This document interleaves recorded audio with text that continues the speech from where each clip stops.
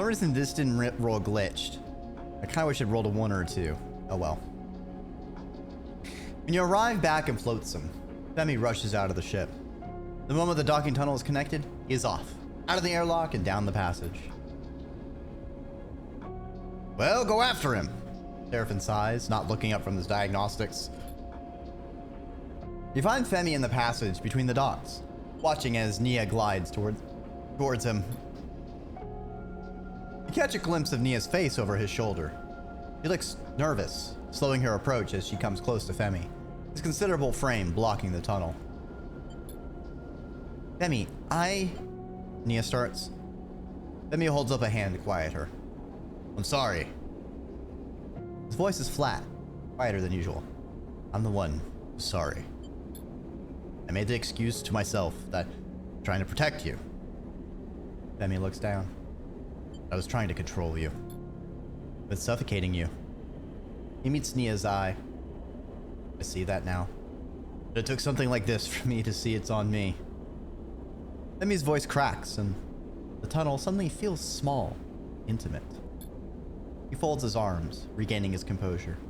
I understand if... Shut up, you idiot! Nia violently embraces her brother, begging him into the metal wall. She laughs, wiping her eyes. Femi sniffs. I've had enough of your speeches, Nia smiles. Apology accepted. It's not a speech. Femi can't help but take his typical self-serious tone with Nia, but you see it makes her smile. I have something I need to say. You're a powerful person, and I've been trying to curb that, because it scares me.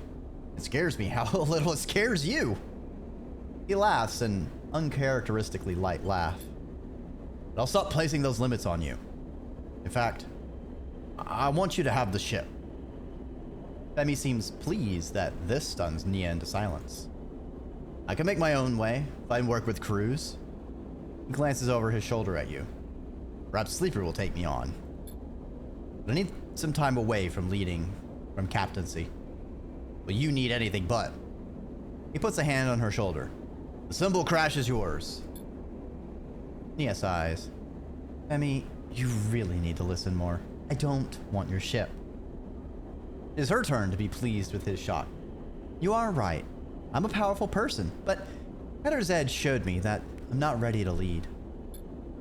I want to learn more. Work with a crew, but preferably not one I'm related to. She punches him on the shoulder playfully. Nia looks over Femi's shoulder at you. I was actually thinking Sleeper's crew might be the right fit. She flashes you a smile.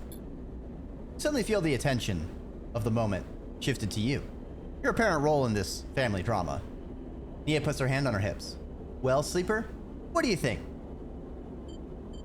Oh, now you give me a choice of who to take? Well, I'm taking Nia. Nia's cool. Well, hi, Corvette. I can't believe you made things brutal. Bowser Snake here to stop you from advancing. The princess is mine! Aw, thank you for the boobs. Yeah, we're taking Nia. Nia nods. I'm honored. Really. I know I will learn a lot from you. Femi turns to the corridor to face you, his face set in an intimidating glare. Better take good care of her. He smiles, but you can't help but take him seriously. How about we find somewhere to celebrate? Nia pushes Femi towards you, down the corridor. Come on. Later on, you find yourself in the narrow escape, in a quiet corner with Femi. See his eyes are on Nia, who's at the bar, trying to get the attention of the server. What's the secret? Femi turns to you. How do you stop it weighing you down? Your crew, your connections, all those people that rely on you. Femi frowns. How do you bear that weight? I don't think about it at all! Head empty! That's the way to be a captain. I don't carry it alone. Distributed systems. High availability. Backups. Femi nods. I have to get better at that. At asking for help. He looks down at the table, smiling. He takes a long sip with the straw of his container. The last dregs of something amber and potent disappearing as he does. He looks up at you. She's gone, isn't she? You look over at the bar and can't see Nia among the crowd. Turn to Femi, confused. She never was good with goodbyes. He smiles. She'll be waiting at your ship. Don't worry. He sets down his drink. I might left too. He squeezes your shoulder. I've got things to work on. Look after yourself, sleeper. He pushes himself away from the corner and drifts out of the bar. Wait a minute, are you leaving me with the tab? Damn it! You watch him go. One more body passing through the belt, trying to find a way to change the future.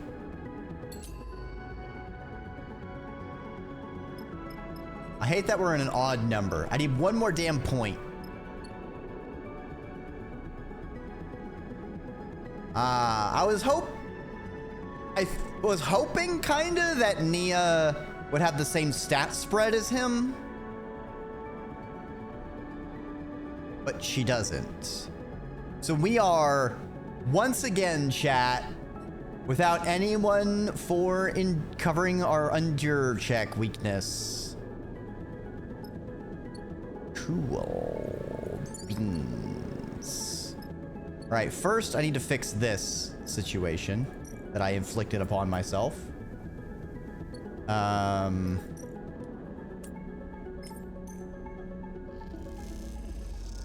Do this. And then I fix myself.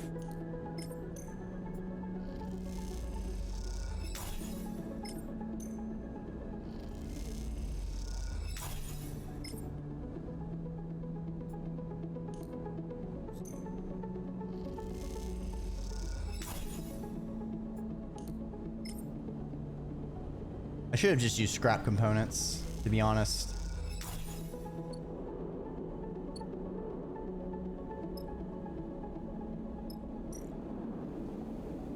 Okay, I need to get fuel. And then I need to eat. I'm no longer starving. And then we can eat.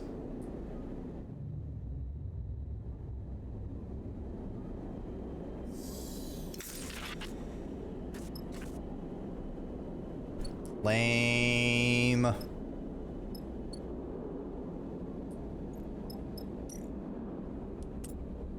Yeah, let's finish recovering.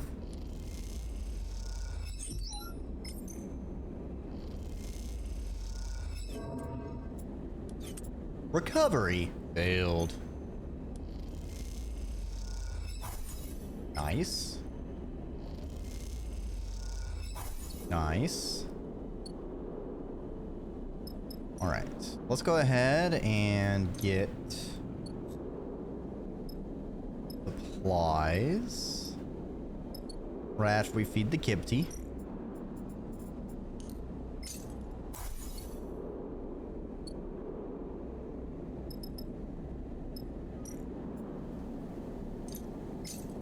Good shit. We have one dice to burn, so let's go ahead and do some integration. Okay, map.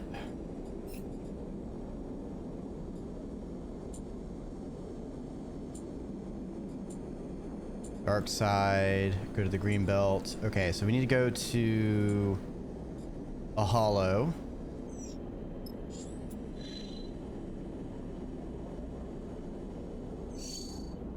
Dang it, map.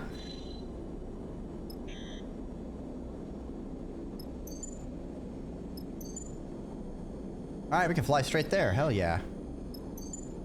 Okay, we can go to the hollow, finish that quest, and then we can go to Greenbelt. And... uh-oh.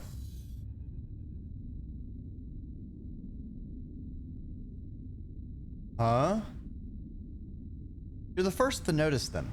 Small, white, smooth shapes at the boundaries between the hull plates, the seams of paneling curling out from beneath vents. Mushrooms, dotted here and there, all across the cargo bay. Mushrooms growing on your ship. This doesn't seem very hygienic. Bliss floats next to you, surveying the scattering of pale caps in the cargo bay. It's not hard to agree, although you doubt the spores and fungi can have a significant effect on your body. Not that you've risked it before. We should vent the cargo bay. Serpent's voice crackles through the cargo bay speakers. He's flying the ship, but you updated him on your new passengers. This is what comes from having spores and wonky crates sitting in your bay cycle after cycle. You look with slight embarrassment at the ragged spore crate that Nemba asked you to deliver to Aki as a gift. Maybe you should have proved a faster courier. Bliss sees you looking. Hey, don't blame yourself. They don't seem to be hurting anyone. They float over to a cap and tear it off at the stem. We know from Nemba that these are edible, so we could farm them? We're always short of supply. We're always short of supplies. Seraphin's voice buzzes through the speakers. But a few caps don't make a meal. Bliss inspects a cap. I do like a good mushroom. They sniff it. Back on the eye, they have these Matsutake that smelled amazing. You look over the cargo bay. Doesn't get used much. Most of your halls fit comfortably in 1/4. Plenty of room to isolate a little growing area. Maybe with some plastic sheets. Or you could just open the hatch and let the void of space sterilize the whole place for you as you fly. After all, if these things get into the air recyclers, you could have a serious problem on your hands. Who knows what they might do to the wiring? Either way, better keep hold of the packed spore crate. Maybe just secure it in its own locker. Nimba wouldn't be impressed if you vented those spores. The mushrooms? You need to decide what to do with them. Oh, we're keeping the mushrooms, baby. We're gonna be some fucking we're gonna grow some phthalids in here, baby. Bliss holds the cap to their mouth and thinks better of it. They squint at you. Are you sure? Yep, let's keep them. Still need to figure out how to harvest and prepare them. Bliss slips the cap into a pocket, but I think it's a good call. You hope they're right. This rig is busy enough without adding extra ecosystems to the mix. As you leave the cargo bay, you suddenly realize you've taken on another project. Becoming a habit.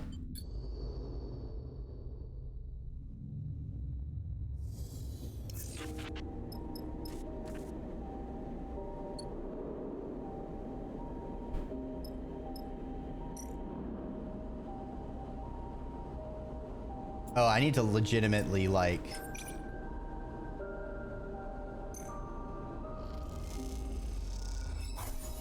do this. Okay, noted. Fungus farmer, where farmer fungus farmer. Alright, let's give them the array. Arrays away, baby! You wait in the makeshift Helion Dispatch's studio as Kimball tinkers with the array somewhere in the back, behind the far wall. It's a humble setup. The stool for Cyrene, a microphone, the transmitter and mixer terminal, and the hard line snaking away towards the array.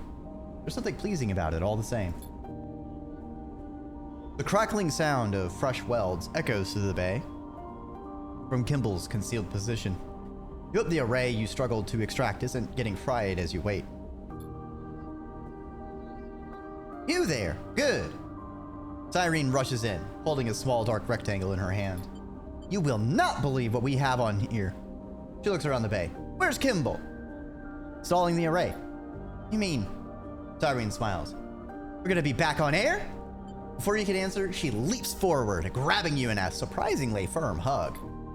Cyrene lets you go. Sorry. She piles, just excited to finally be back. Kimball! She shouts towards the back of the bay. How long for that new array? A muffled shout comes from behind the rear wall. Okay. Cyrene takes a steadying breath. We have a little time. What have you got there? This broadcast is from Erlin's Eye. Cyrene's eyes flash. We haven't heard anything out of them since the start of the war. Some people even said they fall into the flux. But something is happening there. Something is growing. This report says some protocol has taken over the station, become its protector. My drones can't get close. Senate stat is giving it a wide berth. Oh shit! Oh shit! The AI systems are fighting back! Fuck yes! They're right in the middle of the war. Conway on the starboard side, set its stat sunward, and they are resisting. Siren smiles. We have to tell everyone in the belt about this. We have to get the word out.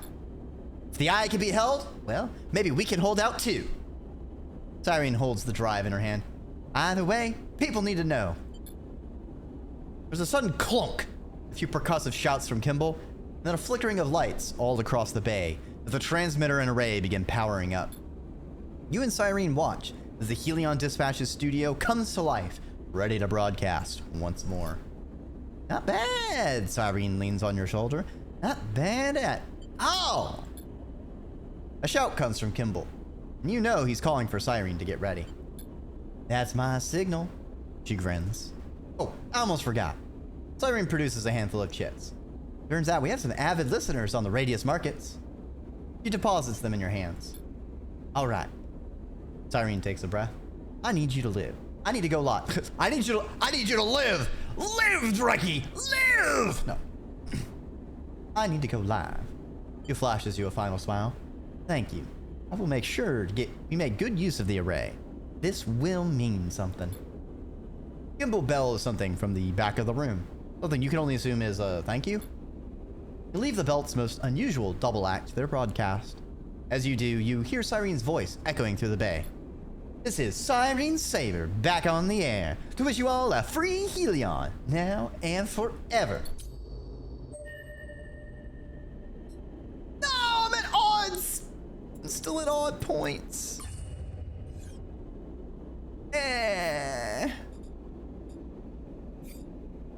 I'm going to perish at this rate. Okay, I need to get fuel.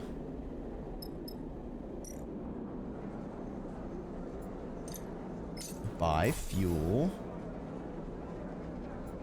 I'm gonna hold on to my processed scrap for now because we're good on money and we may be able to use it sometime later, maybe. I guess I can burn these 2 dice, and even if I fail, I can buy food, get topped off.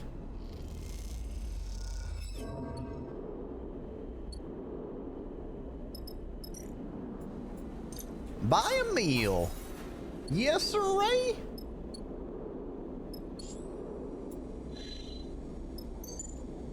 Okay. Then go to the Greenbelt.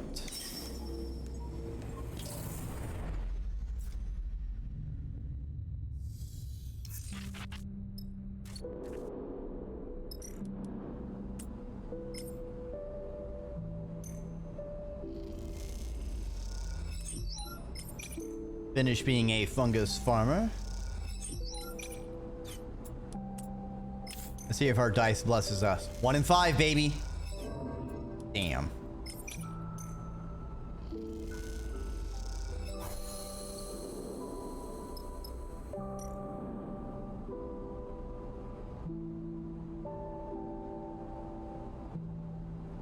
I see.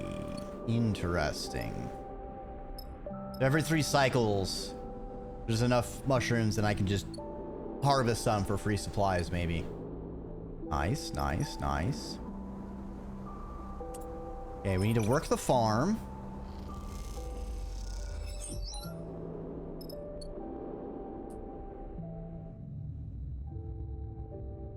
We should be able to finish that maybe this cycle. Yeah, baby. Work it real good. Dan, dan, dan, dan, dan, dan, dan, dan, dan.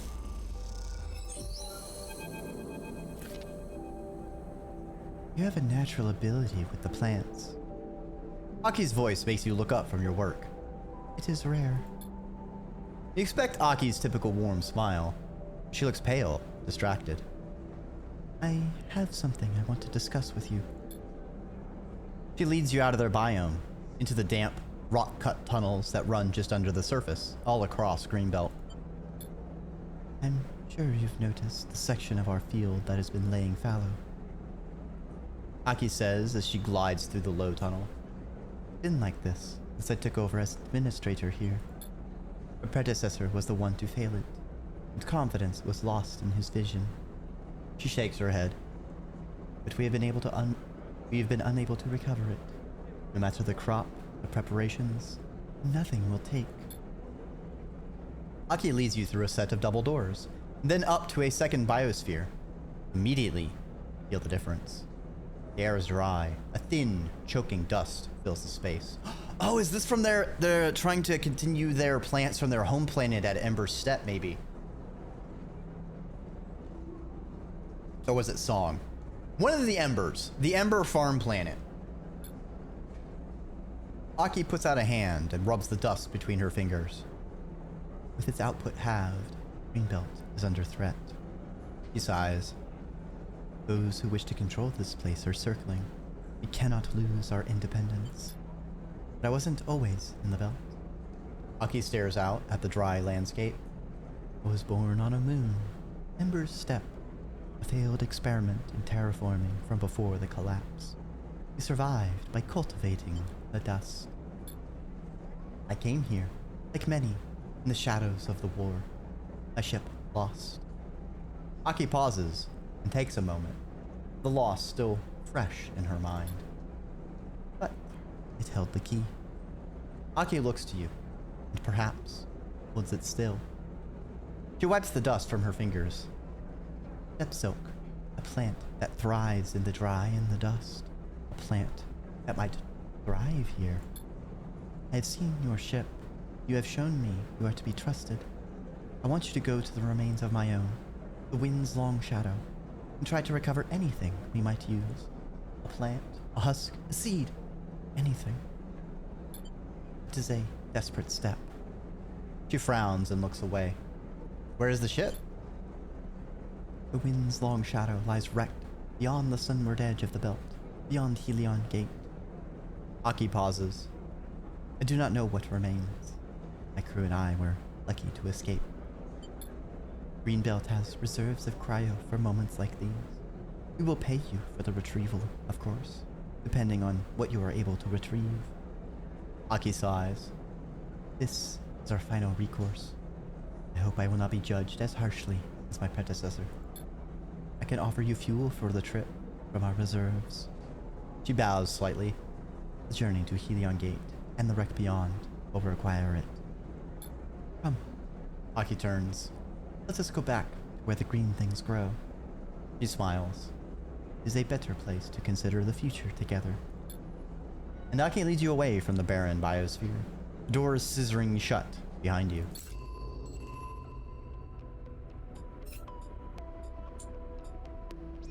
All right.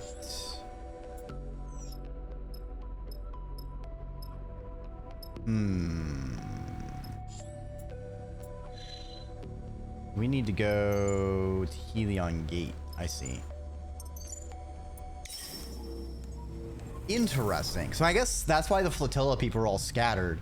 Their ships were destroyed en route while they were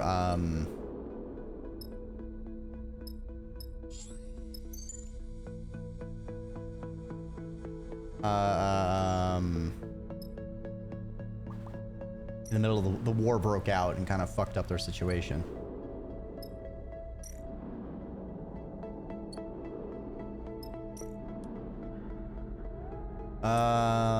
I'll just grab some Solheim data because it's free and why not? Maybe it'll come in handy. I just don't like seeing dice go to waste, you know? Alright. Let's see. Who do we take?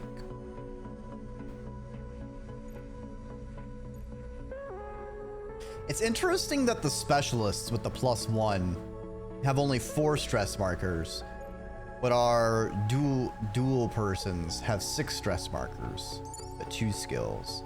It's an interesting way to balance things. I think Flint and Cadet give us the best coverage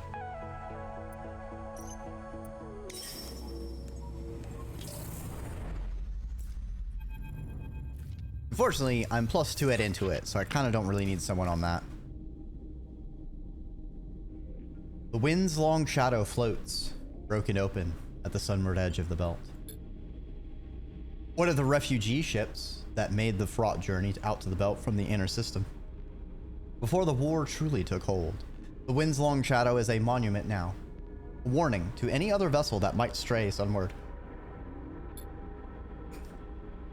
This was a refugee ship, Flint says, and look how it ended up. They approach the cockpit glass. This war is cruel beyond reason. Hard to imagine that this cold, dead place might hold some key to the future of a settlement as verdant as Greenbelt. That is why you are here. Stepsil husks, that's what Aki said. The crop she brought from her home, carried out with the refugees. If there's anything left, it'll be your job to continue its journey from this place.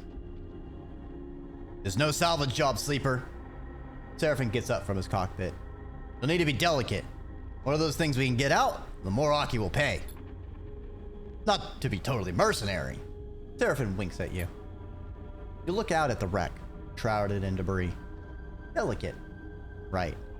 Time to put that to the test. In before like 50 billion endure checks. And then I just cry.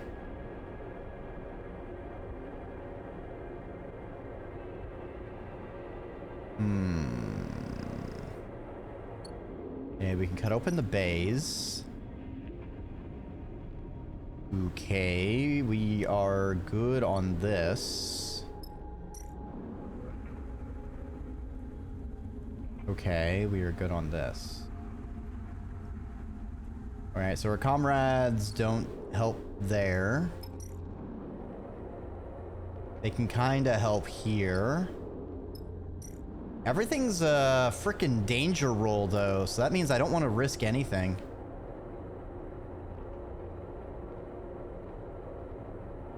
Okay, if I do engage... It's 3. 2. Alright. Well, shit. So I want to do break open the bays. And over here... This is a +2. Nice.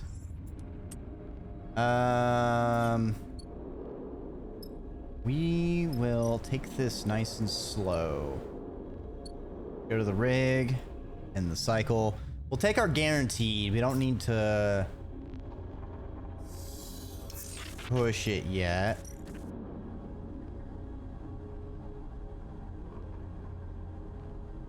I can get... Oh, this changes everything. Hold on.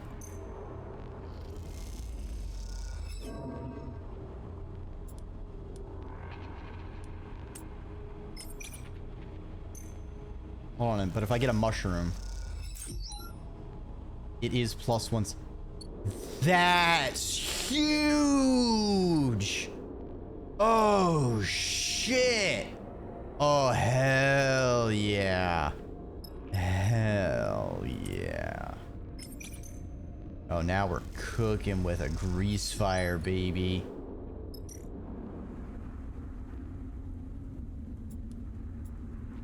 Okay, this is one that only I can do, so I probably should focus my efforts here.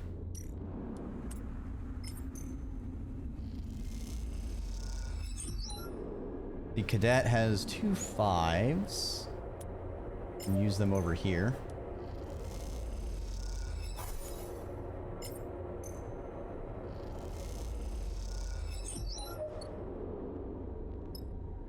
No problem. The fact that we can now resupply mid-mission is amazing. Now, another thing I want to see. Can we use an allied die? Oh, we can. Ooh, baby.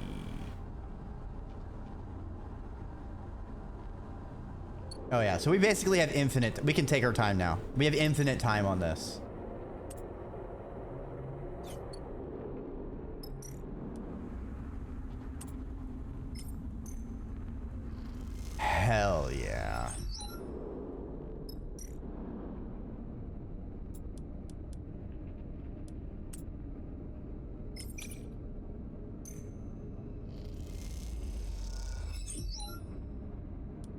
Nice, nice.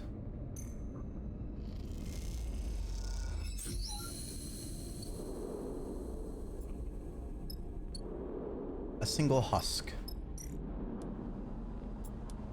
Go down here, harvest some mushrooms.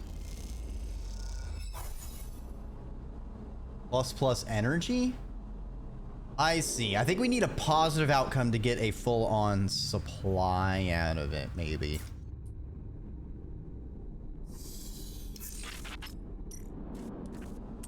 Right.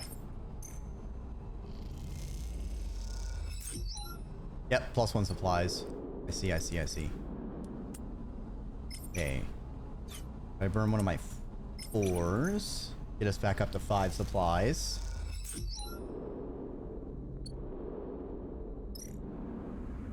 Oh, hell yeah. Those mushrooms just cracked everything wide open.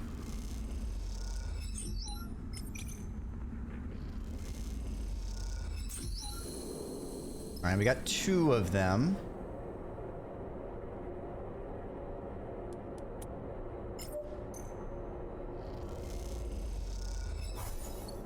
Not bad. Actually good. This way we have, in case anything spawns after this, we'll have fresh rolls going into it.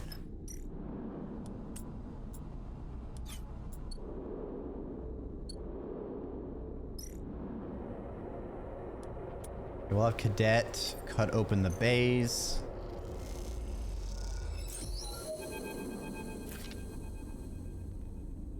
If the wreck wasn't dead before, now, scoured of the final husks of life, it surely must be. As Serpent starts up the drive, you give the wind's long shadow a final look in its resting place.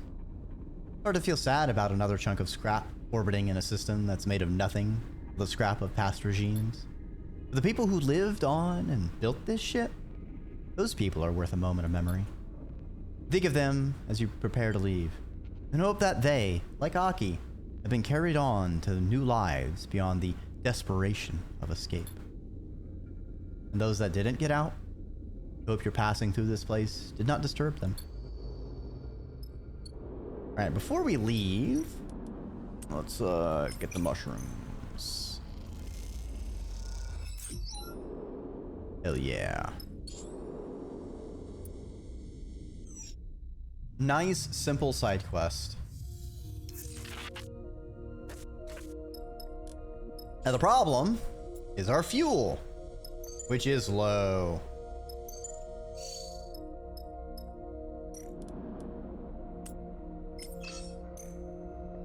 Need to scavenge for some fuel. Fuck.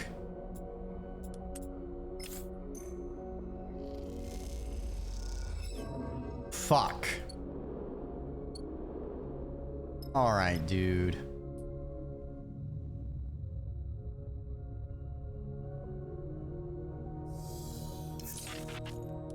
Scavenge for fuel. Let's make a meal.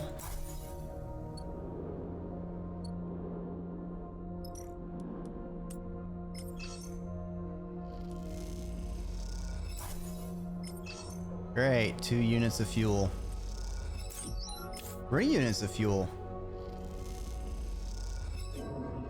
Alright, we have enough fuel. We're getting the frack nickety knack out of here. We're getting out of here. Send me to the Greenbelt amongst friends. Bring the step silk husks you gathered from the wind's long shadow to Aki, and she is pleased as you would expect. You meet her on the bridge overlooking the green fields. The Greenbelt workers quietly toiling below, while the air recycler's wind gently rustles the leaves of the crops. Sleeper. Aki holds the husks to her chest. Thank you. These are a new beginning for us. Aki pauses, knitting her brow. How was she, the wind's long shadow? She must have been beautiful once. Aki smiles. He truly was. She looks down. Until they killed her. Aki sighs and looks out at the Greenbelt fields. Everyone must die in the end. The belt makes wrecks of us all. He looks back to you. For what you have brought me, this is a new life. Give us time. We will need to clear and reseed the other biosphere. Aki bows. I hope you will return to us when the work is done. She presses a handful of chits to your hand. Thank you. She meets your eye. You watch her carry the husks gently away, glowing with the promise of fresh growth. Amazing.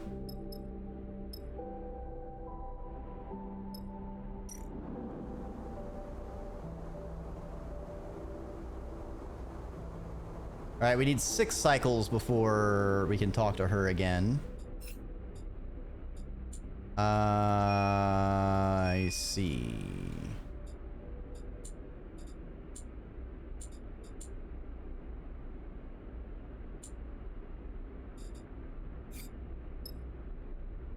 Well, I think it'd be tempting fate to sit here and spin for 6 cycles. We're gonna go to the Wheat Sheaf, and we're going to talk to Carmen.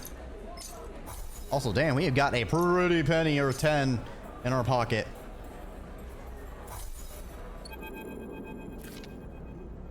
The Wheat Sheaf is surprisingly welcoming for what was once an old Solheim canteen. Corporate bones are still there. Metal stools, a strip of service windows, sheet metal walls.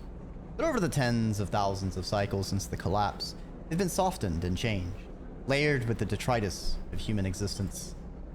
As you wait at the bar with Seraphin, you look at the planters welded into the walls, the scrawled messages, the layers of stickers and flyers and posters, the amber light fittings, replacing the old fluorescent strips, the gear racks lined with farmers' backs, the netting bulging with crates and canisters, along with the low rumble of conversation coming from the off-shift farmers. It all leads to a warmth to the place, one that helps soothe your nerves ahead of the meet with Carmen. You and Seraphin lean side by side at the bar, facing towards the room. You both watch Flint, just across from you, who insisted on coming along. Seraphin clears his throat. What do you think of Cadence? The sudden question makes you look over at him. You see he's playing with his coin, spinning it in his palm. What do you mean? Seraphin shakes his head and turns to you. You know what I mean.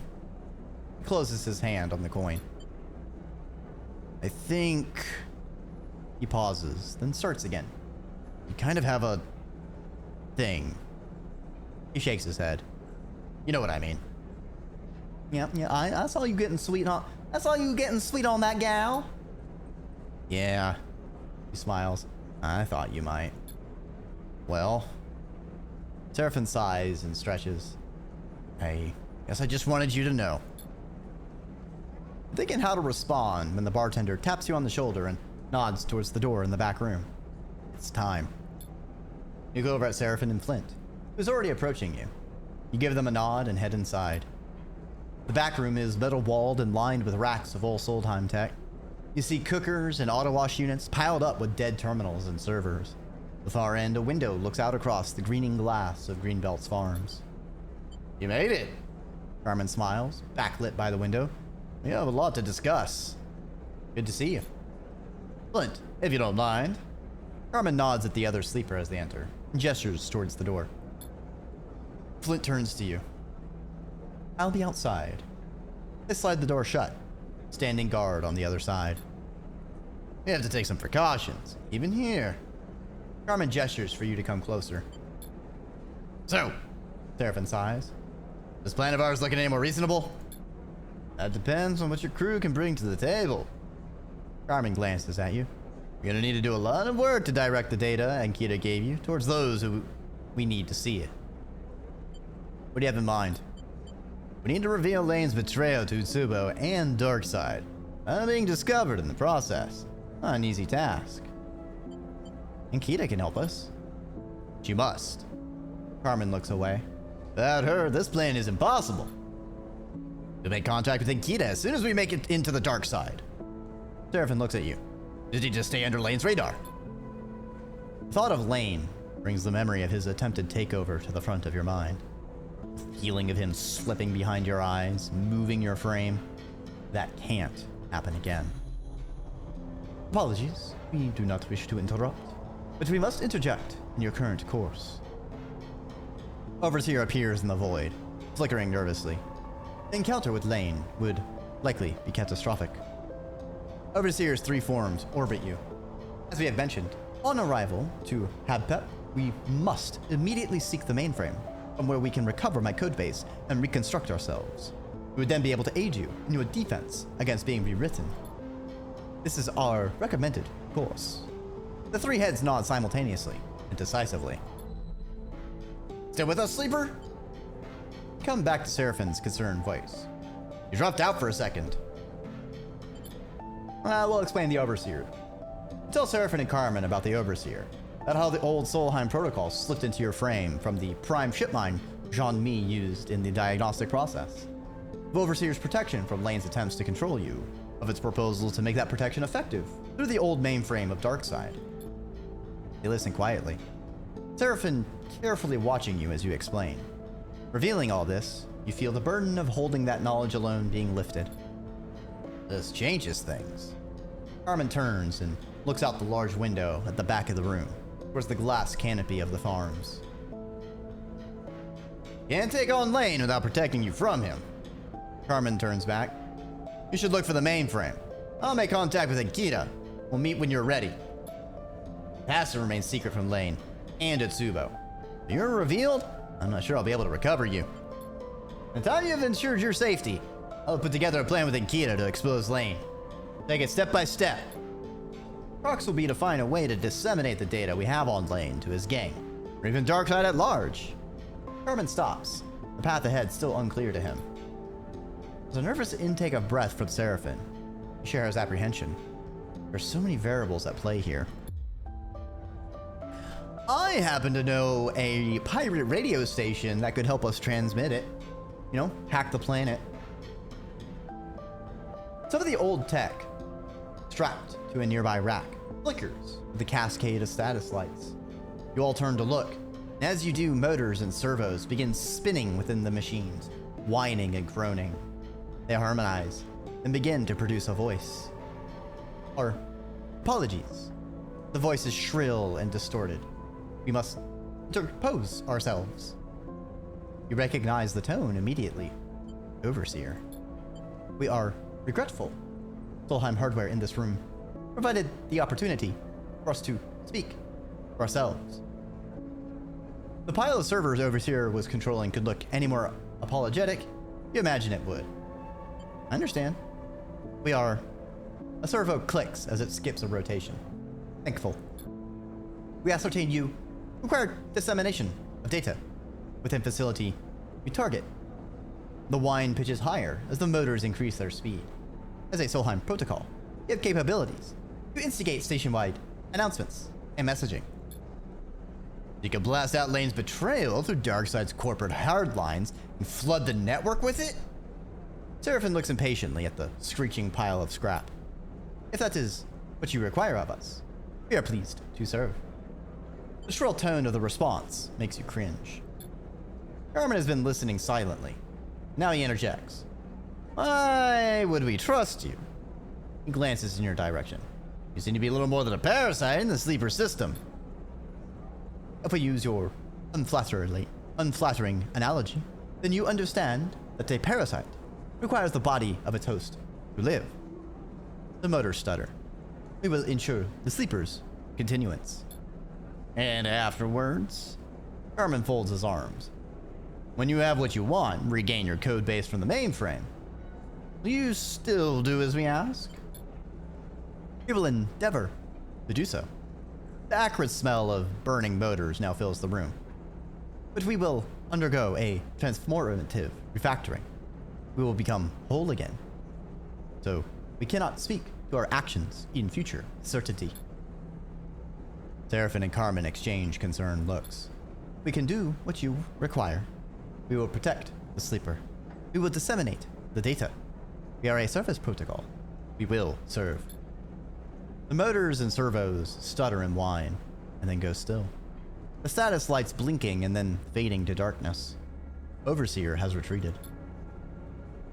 You're not actually gonna do what the ghost says, are we?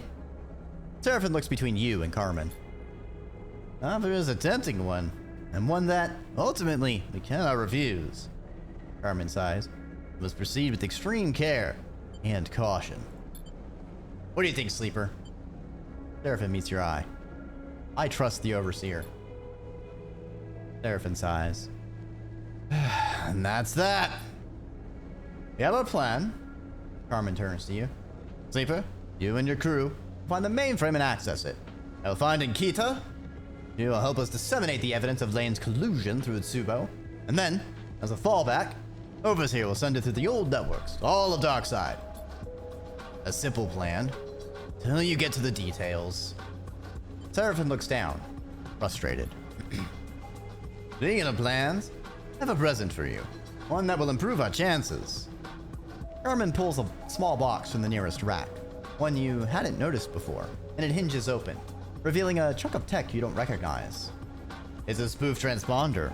It'll conceal your ship on approach to Darkside, give it a new identity, one unlikely to draw attention from the Utsubo-controlled docking admin. Seraphin takes the transponder, turns it over. Where did you get this? Even retired mercenaries have their secrets. Carmen smiles. Seraphin looks to you. I'll be with you this time, Sleeper. He nods. We should think who else we want on the station, too. I agree. Carmen interrupts. Ensure you trust those who you bring with you, and prepare as best you can. You can't know how this will play out. You nod. You'll get one shot at this. We are ready. Carmen takes a breath. I have my own way of getting into Darkside, but here... He passes you a small strip of plastic stamped numbers. My private frequency. We're on approach to Darkside. Message me here, and I'll sync up my transit. He points at the transponder in Seraphin's hand. Just make sure to install that first. Seraphin nods. We've got it. He sighs. The weight of the task ahead suddenly very apparent. Well, suppose that's it. Carmen gives you both a serious look. It is. He smiles. Don't leave me waiting long. There'll be more time when all this is over. Time where you don't have to keep looking over your shoulder, I hope. You leave Carmen in the back of the Wheat Chief, Flint sliding open the door as you leave. It takes the entire journey back to the ship for your nerves to settle. The end of this ordeal is so close, and yet feels like an impossible leap to get there. Perhaps in a handful of cycles, you'll know how impossible, or possible, it is. So, how are you feeling about this Solheim protocol in your head? Seraphin doesn't look up from installing the transponder, a set of wires and cables waving loosely around him in the low light of the cockpit. Overseer's pretty chill. Glad to hear it. Although, you'll have to forgive me for being a bit concerned. He begins unscrewing a panel beneath the flight console. If you could have mentioned it earlier. Seraphin clips his magnetic screwdriver to the side of the console's base and turns to face you, dusting off his hands. I've understood for a while now, Sleeper. There are things you experience that I can't even come close to knowing how they feel. It doesn't mean I don't understand you as a person. Seraphin gives you a concerned look. I know you're secretive, defensive. Now there are reasons for that. I also know you're all warm and kind and generous to those on the ship with you. Seraphin pauses, collecting his thoughts. I trust you, Sleeper, and I won't question this. But please, hold on to what's human in you. Because that is what I'm holding on to. Seraphin stops, his eyes a little wild, his tone a little unsure. And he finds himself again, settles his emotions, and turns back to the transponder. Right, that's it. He twists something beneath the console. Booth transponder is in. Nothing keeping us out of Darkside. You exchange a look. Say the word when you want to go.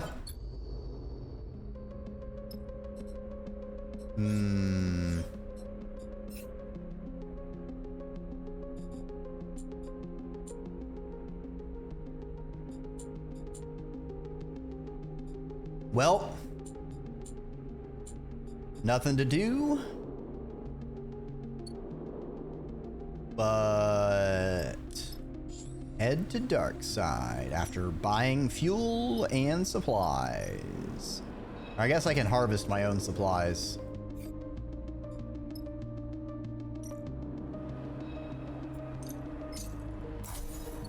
Damn, that is some cheap fuel. Hell yeah.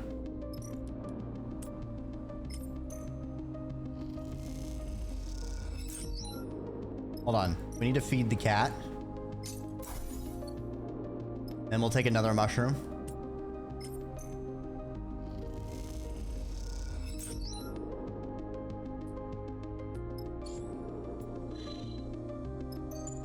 On to Darkside.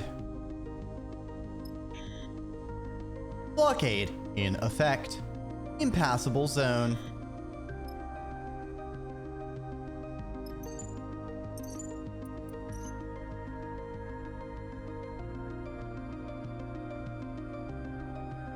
I feel like I need to take Bliss because of Ankita.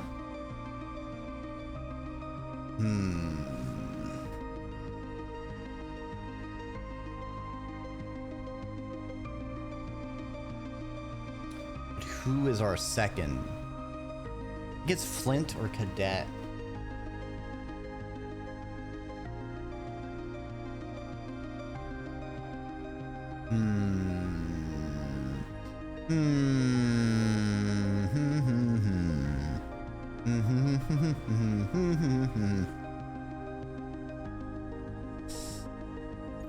Let's take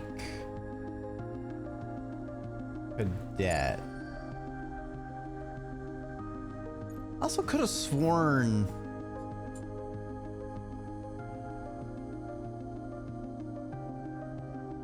oh, it is.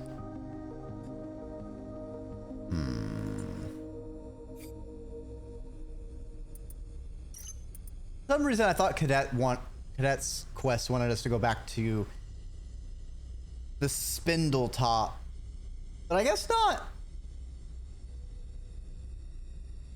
I'm gonna crack my back.